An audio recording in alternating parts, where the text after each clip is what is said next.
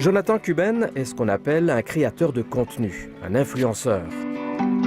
Il y a 3 ans, ce grand voyageur lance une campagne pour rassurer sa maman avec le mot-clic « Mom, I'm fine ». Mom, I'm fine! J'ai voyagé à travers le monde, toujours en disant à ma mère, dans des situations soit marrantes, soit un peu effrayantes, de dire à ma mère que j'allais bien, avec des requins en sautant d'un avion, etc. Partout où il passe, Mom, I'm fine devient viral. Il annonce alors, fin 2017, la création de sa ligne de vêtements pour 2018. Mais il découvre que la compagnie montréalaise Redmans le devance et lance temporairement le même type de campagne au printemps 2018.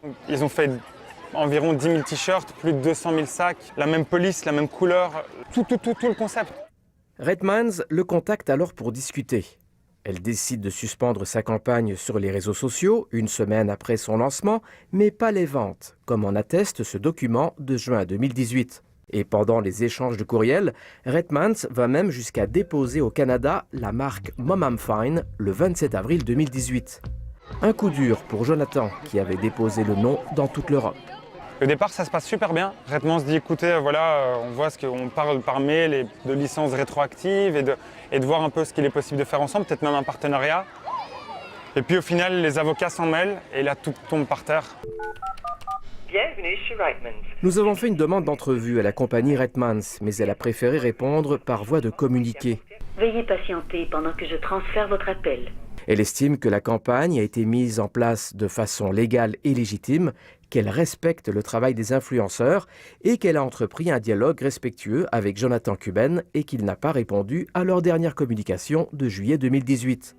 Devant l'impasse, Jonathan a coupé court car, dit-il, Redmans ne proposait rien en termes d'indemnisation ni de reconnaissance de la paternité de la campagne.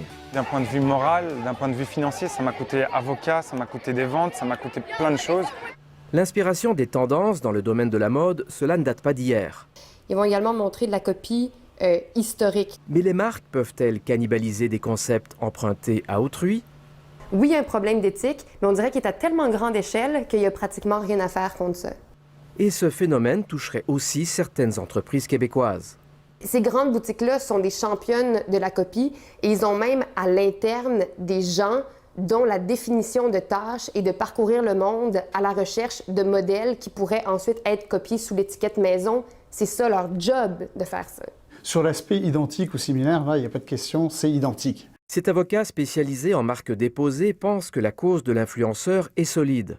Mais ce sera David contre Goliath. C'est sûr qu'il va devoir engendrer des frais pour effectivement faire cette opposition-là et éventuellement faire un recours pour demander des dommages. Pour moi, c'est le projet de toute une vie. J'ai vendu ma voiture, j'ai vendu plein de choses pour pouvoir faire ça